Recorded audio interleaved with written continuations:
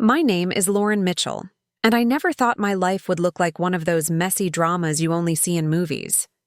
But it did. It all started on a warm Saturday afternoon in Dallas, Texas, the kind of day where the sun feels a little too bright, and you just know something is about to go wrong. I had just finished my shift at the hospital. Being a nurse meant long hours, sore feet, and a smile plastered on my face even when I felt like crying inside. But what kept me moving was the thought of going home to my little boy, Ethan. He was 7, full of questions, and the kind of kid who could turn a bad day into something worth living. My husband, Daniel, was supposed to pick him up from soccer practice that afternoon. But when I got to the field, Ethan was still waiting, his cleats digging into the grass, holding his backpack with that impatient, tired look kids get when they feel forgotten. "Mom, you're late too?" he called out, running toward me. I bent down and hugged him tight, kissing the top of his sweaty hair. "Hey, buddy, sorry, Daddy didn't come?" Ethan shook his head. "Nope, Coach said he never showed." "Can we just go home?" "I'm starving." I felt my stomach twist. Daniel wasn't the most reliable father in the world, but he usually showed up when it came to Ethan. Something didn't feel right. We drove home in silence, Ethan munching on the granola bar I handed him from the glove box. My phone buzzed on the passenger seat, and when I glanced at the screen, I froze. It was a picture message from a number I didn't recognize. My hands shook as I opened it. It was Daniel, standing in front of the Sagrada Familia in Barcelona, grinning ear to ear. And next to him, holding his arm like she belonged there, was a woman I had never seen before. She was tall, glamorous, with long black hair and a smirk that told me she knew exactly who she was hurting. The caption under the photo read, "Don't wait for me." I'm done pretending. My chest went cold. I couldn't even breathe. Ethan sat in the back seat humming along to the radio, blissfully unaware that his whole world had just shifted. When we pulled into the driveway, I sent Daniel a message. "Are you serious? You left your son at soccer practice to run off to Spain with some woman?" No reply. That night, after Ethan finally fell asleep, I sat in the living room staring at the wedding photos on the wall. The perfect smiles, the vows we once believed in, the promises he had made. All of it meant nothing now. Daniel had chosen Barcelona. He had chosen her. The next few weeks were a blur. Daniel didn't call, didn't text. The mortgage was still due, groceries had to be bought, bills piled up, and all of it was on me now. My friends tried to console me. My mom said, "Honey, you're stronger than you think." But I didn't feel strong. I felt abandoned, like garbage tossed to the side while he lived out some romantic fantasy in Europe. Then came the breaking point. Ethan came home from school one day holding a crayon drawing. "It's our family," he said proudly, showing me the 3 stick figures. Me, him, and a third figure he had scribbled with messy hands. "Who's that?" I asked gently. "That's Dad," he said, frowning. "But I put him far away because he doesn't live here anymore." "Does he?" My throat closed up. I forced a smile. "He loves you, baby. He's just confused right now." That night, when I finally lay in bed, something inside me shifted. The sadness burned away, replaced by something darker. Something sharper. Revenge wasn't a word I had ever considered before. But the more I thought about Daniel, his smug grin in that Barcelona photo, the more it clawed at me. He had humiliated me, left me with nothing, called me less than worthy without even saying it to my face. And then I whispered out loud into the darkness, "You'll regret this, Daniel." "I'll make sure of it. It wasn't just about me anymore. It was about Ethan, about showing him that his mother wasn't weak, that no one could break us and walk away untouched." The plan started forming in the quiet corners of my mind. I didn't know how yet, but I knew this. Daniel wasn't going to waltz back into my life after his European fantasy and think everything was fine. When he finally did return, months later, broken and desperate, I was ready. More ready than he could have ever imagined. 3 months passed. 3 long, painful months of silence from Daniel. By then, the shock had worn off. replaced with a steady burn of anger that lived in my chest like a second heartbeat. I had adjusted to life without him, sort of. I picked up extra shifts at the hospital, learned how to juggle bills, and leaned on my mom whenever things felt too heavy. Ethan asked fewer questions about his dad, but every now and then he'd slip. "Do you think Dad is bringing me something from Spain?" he asked one night while brushing his teeth. I had to bite back the truth. "Maybe, sweetheart. We'll see."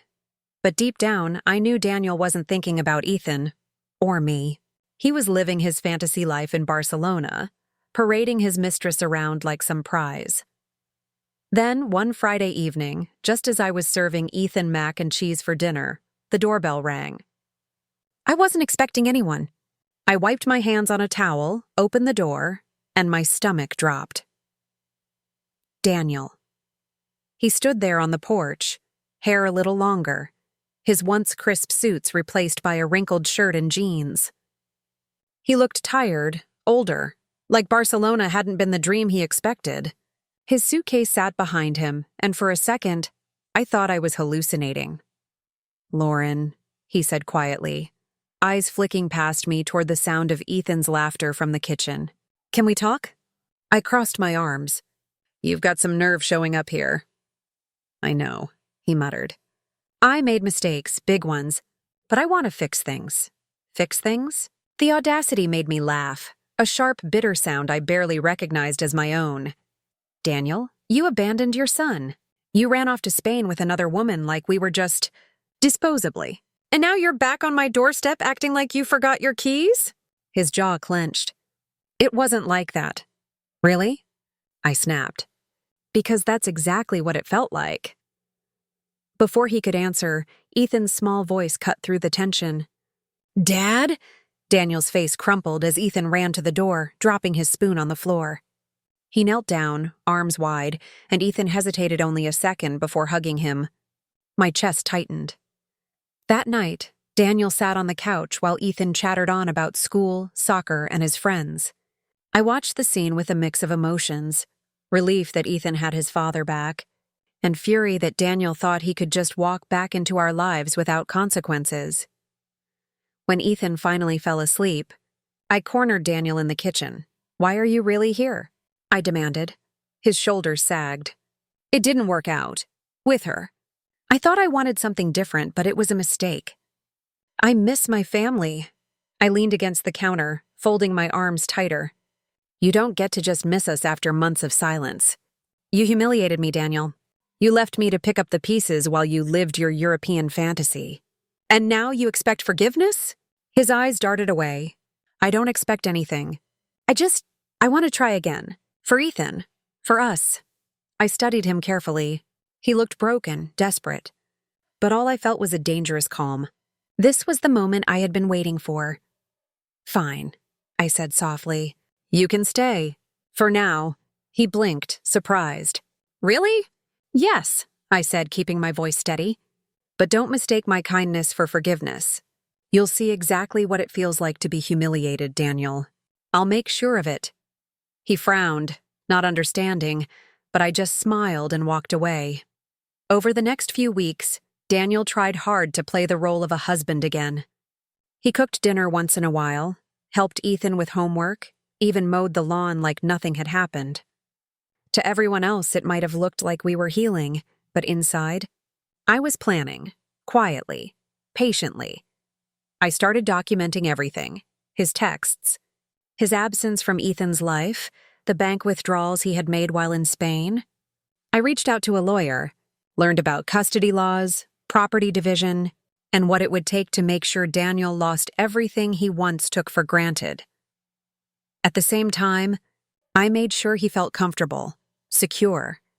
I laughed at his jokes, cooked his favorite meals, and let him think maybe, just maybe, I was falling back into his arms, but in the shadows, the real story was unfolding.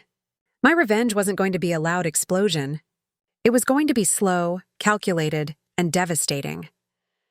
The night I overheard him on the phone sealed it. He was in the garage whispering to someone. I caught only fragments. "Money? She doesn't know. Just give me time." That's when I knew. He hadn't changed.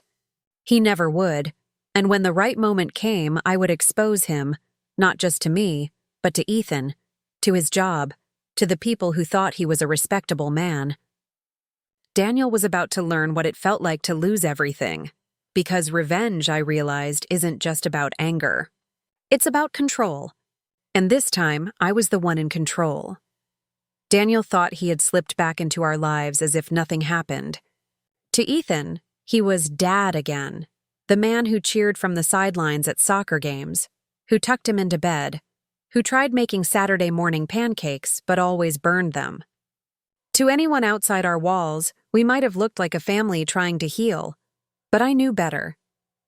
I knew every smile he offered me was fake, every "I love you" rehearsed. And I knew the woman in Barcelona wasn't the first. She was just the one he finally got caught with. So I did what any woman who had been humiliated, abandoned, and left to struggle alone would do.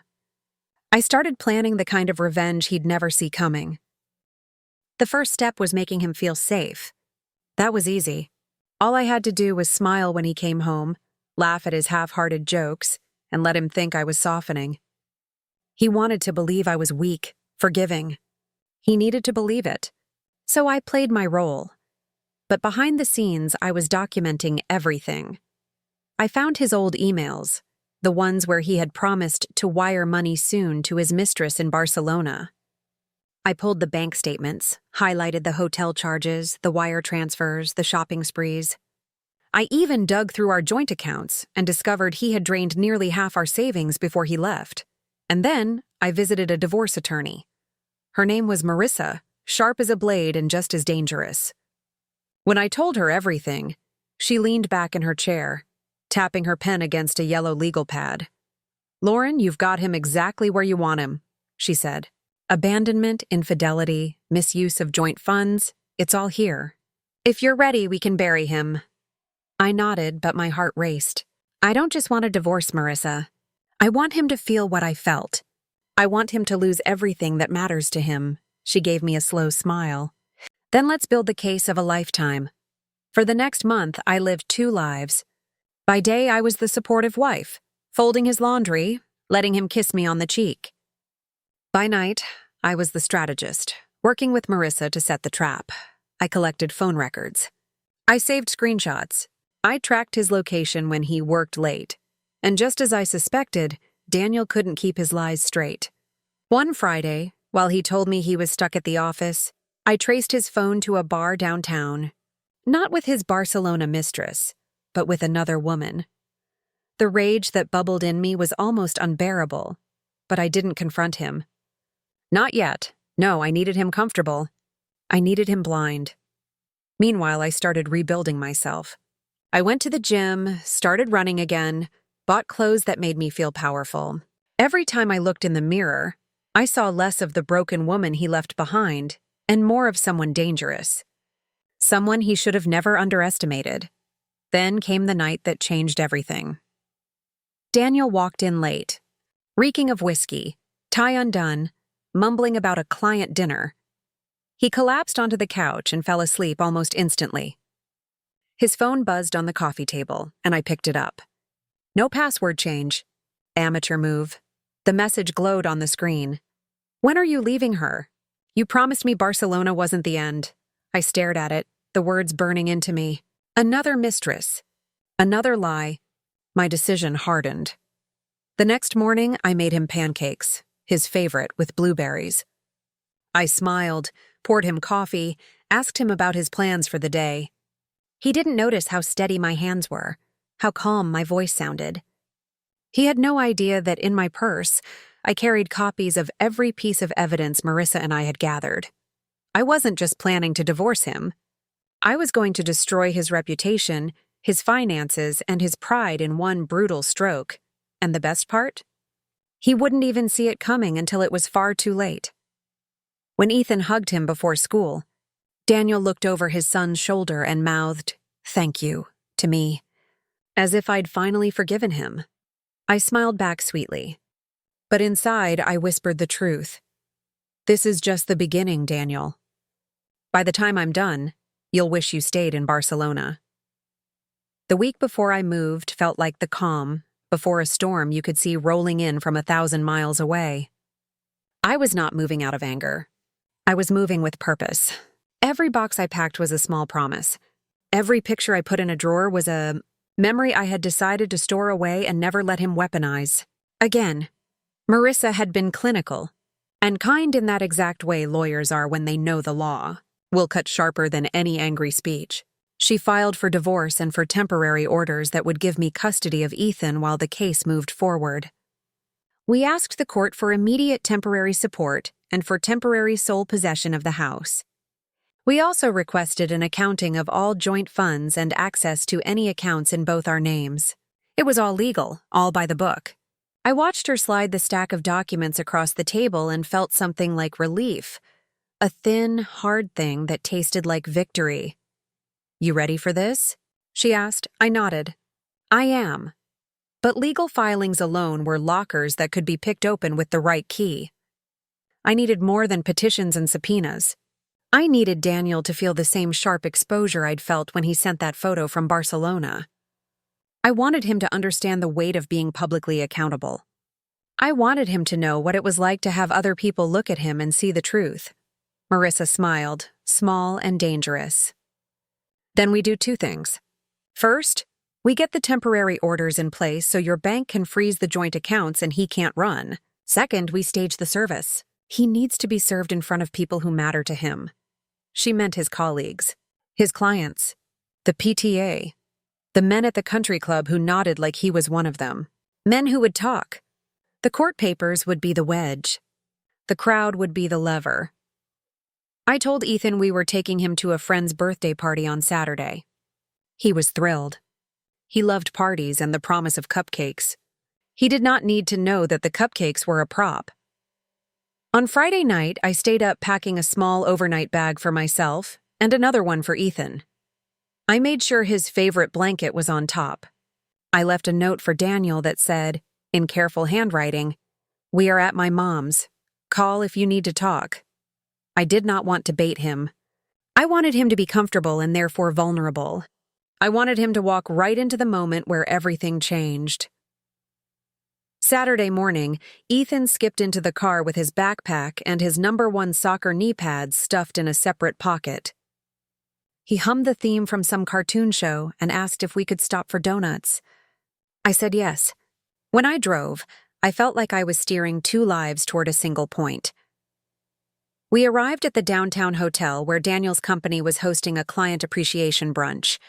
It was ornate, all orchids and brass, people in slacks and seersucker leaning into small talk about markets and kids and the value of hard work.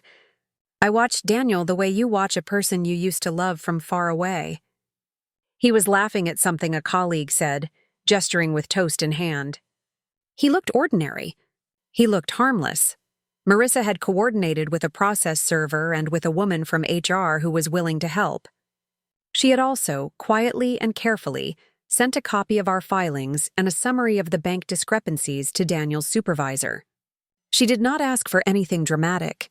She only asked them to be present for the service, to be witnesses. I walked in wearing a dress I had not bought to be noticed, but that somehow made me feel like I belonged to myself again. Ethan clutched my hand. He had no idea that the man he called Dad was about to be confronted in front of his peers. When Daniel saw us, his smile faltered for the fraction of a second before he caught himself and moved in to say hello. He introduced me as his wife. The room said the proper things. The brunch continued, plates clearing and conversations circling. Daniel attempted to be charming, to be the steady, dependable guy he wanted everyone to think he was. I let him. I wanted him to relax. Then Marissa tapped my shoulder and nodded toward the stage. The event's organizer called for attention and began to speak. I felt a coil tighten in my chest, but I kept my breathing steady. At the back of the room, a man in a plain suit walked forward with a corner of an envelope visible in his hand. He was a process server. He moved with practiced calm. When he reached Daniel, he said, in a voice that carried just enough, "Daniel Matthew Harris, you are served." He handed him the documents and a receipt for service. The room went quiet as a dropped plate. Daniel blinked. He fumbled with the stack like a man who had received bad news and was trying to make paper into an explanation. Someone in the front row asked what was happening. Daniel made a joke that fell flat. Then one of his colleagues cleared his throat and said, "Is that what I think it is?" It was not just a piece of paper anymore. I had made sure the packets included the bank records showing withdrawals to airlines, hotels, and to names that matched the accounts he had wired while he was supposed to be at work. I had included screenshots of the messages from Barcelona. I had included a summary of the months he had been absent. The physical documents were only the beginning. Marissa had also sent the same package to his supervisor with a short note asking for an internal review given the potential misuse of joint funds and the distraction it posed to client responsibilities. Daniel's face changed. His mouth went dry, the kind of dryness that comes when a person realizes the narrative they have relied on is not only unspooling, but also being read by others. People at the tables leaned in. Conversations died. 3 different phones flicked on, the screens bright with the first tweets and private texts. In one corner, a woman I recognized from the PTA whispered into her friend's ear. Another man shifted uncomfortably and tried to redirect a young client's attention. Daniel was trying to be someone else, someone blameless. For a single desperate moment, he looked at me like he might, after all, find mercy. Then he saw Ethan. His expression broke into 1,000 questions and no answer. Ethan looked up, confused, and the man who had promised to be his hero looked small. "Lauren," Daniel said, on the edge of begging, "what is this?" I smiled.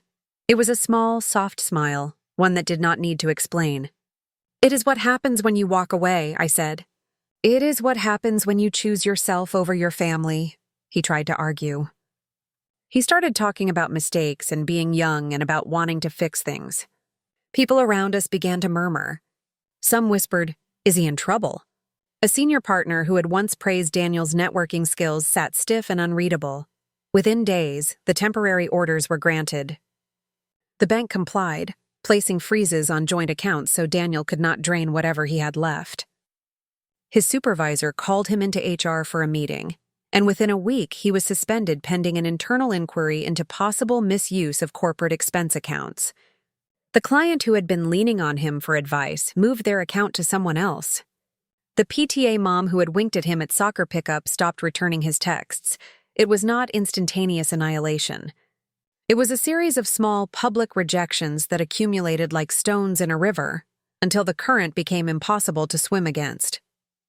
That night, Daniel drove by the house and sat in his car, watching the porch light through the blinds. He did not come in. I watched him from the window and felt neither triumph nor pity.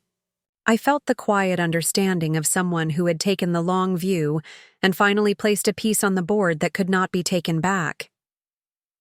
Ethan slept soundly, tucked in with his blanket. In the morning, he would ask if Dad had lost his job, and I would tell him the truth in language he could understand. I would tell him that sometimes adults make terrible choices and that we pick up the pieces and keep going. The trap had been set. The first wave had hit.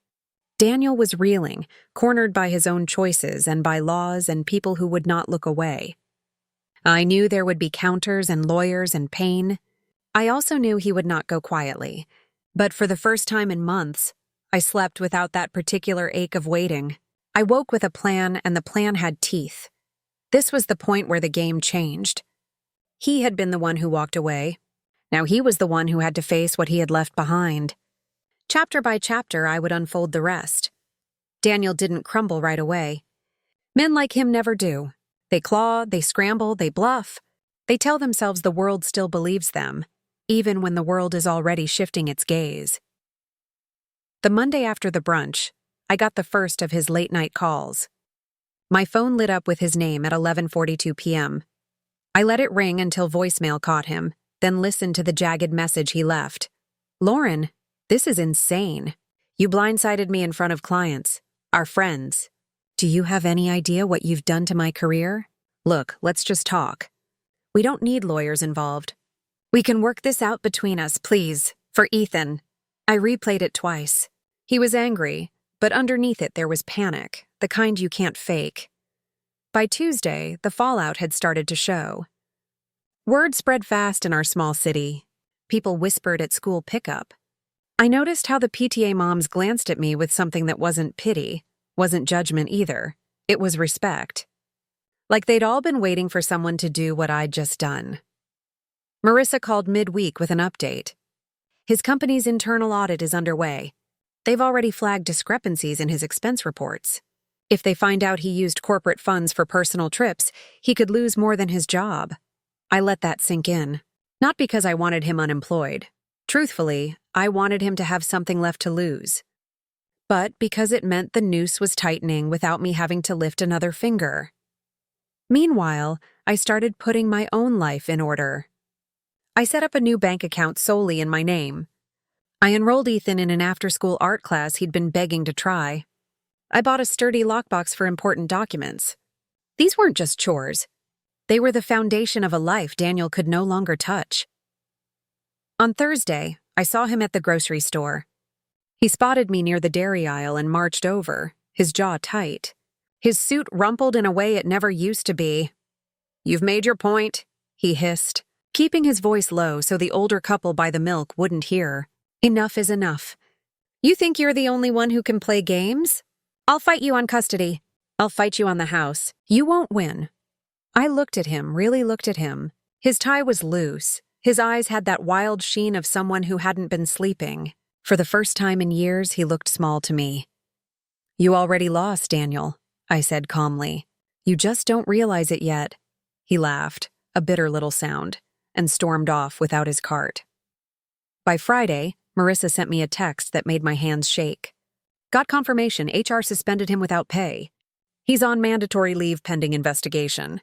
This is moving faster than I expected." I put my phone down and stared out the window at Ethan drawing on the porch with chalk. A week ago, my son's father was the man everyone trusted, the golden husband, the charming neighbor. Now he was unraveling in plain sight, thread by thread. And this was just the beginning. The trap was working exactly as I'd designed. But I knew Daniel.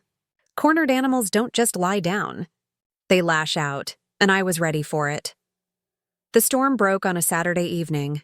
Ethan was at my sister's house for a sleepover, and the quiet in my home felt sharp, expectant.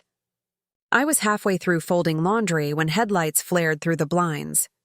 A car door slammed, and then came the pounding on my front door. I didn't have to look to know it was Daniel. I let him pound, for a full minute before opening the door just enough to see his face. His eyes were bloodshot, his tie gone, his shirt wrinkled like he'd been living in it for days. "Let me in," he snapped. "We're not doing this in front of the whole damn neighborhood." I kept my hand firm on the door. "You shouldn't be here." He shoved it open anyway, stumbling inside like a man too far gone to care.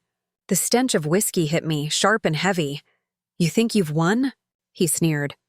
"You think parading my mistakes in front of everyone makes you some kind of saint? You ruined me, Lauren.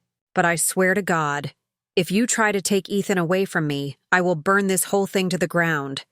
His words were slurred, but his rage was real. He was trembling, his hands balled into fists. I didn't flinch. Instead, I stepped back just enough so he could see the tiny red light blinking on the mantel. The camera I'd set up earlier was recording everything. Daniel froze. His eyes darted to it, then back to me. "What the hell is that?" "My insurance," I said softly. "Every threat, every word. You just handed it to me on a silver platter." For the first time that night, I saw it click in his eyes. The realization, the trap wasn't just gossip or an audit or a social bruise. This was the nail in his coffin. His own rage had become the evidence that would strip him of custody, credibility, everything he had left. He staggered back, suddenly aware of how far he'd fallen. "You wouldn't—" "I would," I cut in. "For Ethan, for me. For every lie you told while I was cleaning up the mess you left behind." The fight drained out of him in slow, uneven breaths. He muttered something I couldn't catch and stumbled toward the door, slamming it behind him. I stood there in the quiet, my chest heaving, not from fear, but from relief, because it was over. 2 weeks later, The investigation at his company concluded. Termination. His name was blacklisted in the industry. The footage from that night, shared discreetly with my lawyer, sealed the custody arrangement. Ethan would stay with me, safe, while Daniel's visits were restricted and supervised. The man who once believed he could control everything, me, our son, even the narrative of his own betrayal, was reduced to whispers and warnings. And I rebuilt. Not fast, not perfectly, but with a kind of strength I didn't know I had until he pushed me to find it. In the end, Daniel thought moving to Barcelona with a mistress was the cruelest wound he could give me. He was wrong, because nothing cuts deeper than a woman who refuses to stay broken, who learns instead how to make her revenge the sharpest blade. And mine had left him bleeding in every way that mattered.